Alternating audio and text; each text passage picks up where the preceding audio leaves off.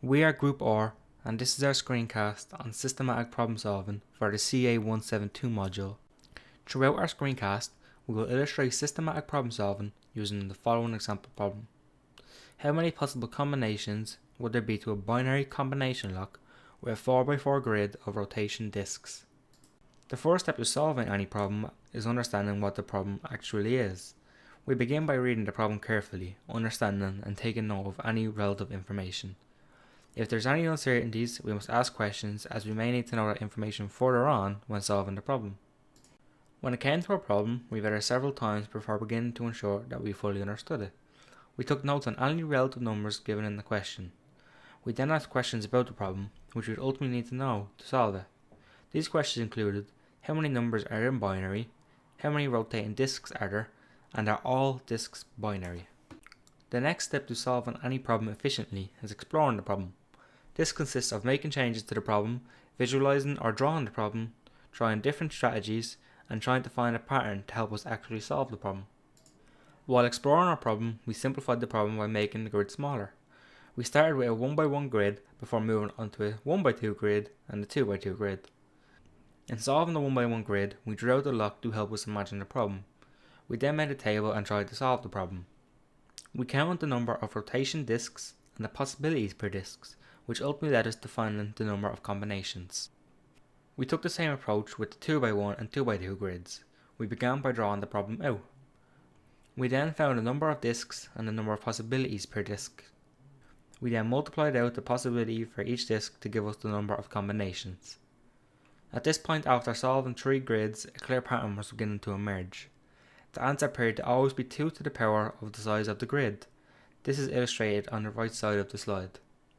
The next step was implementing the problem. When implementing the problem, we must use what strategies and methods explored with our simplified problem to actually solve our actual problem.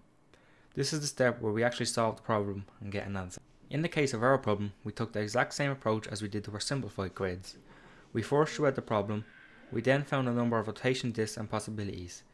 Then, knowing our formula from exploring simplified versions, it was easy to find the number of possible combinations. With the formula being 2 to the power of the amount of rotating disks, the answer was simply 2 to the power of 16, which is 65,536. All experienced problem solvers will now test or check their solution to make sure it is correct. This is commonly done by getting different members of the group to solve the problem and compare the solutions. Fortunately, in our case, we all came to the same solution. This ensured us that our answer was correct. Our final step is looking back on our problem solving process. This is where we reflect on what we have done in order to improve our problem solving abilities. Some example questions that we may have asked ourselves are: could we improve the solution or approach? How could we improve the solution or approach? What went wrong? And could we apply systematic problem solving to our everyday lives? We asked ourselves these questions and came to the following conclusions. Could we improve? There's always room for improvement. How could we improve? Possibly spot the pattern sooner than we did. What went wrong? Initially, we tried to solve the problem without simplifying it and could not do so. And finally, applying systematic problem solving in real life. We can take these steps and apply it to most of the problems that we encounter during our life.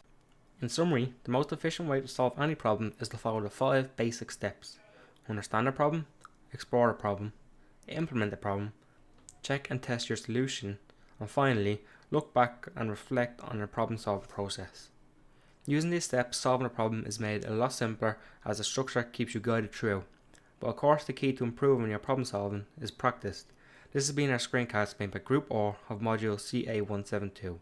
We hope you enjoyed watching, and we hope you find this screencast helpful and apply these steps in your own problem solving.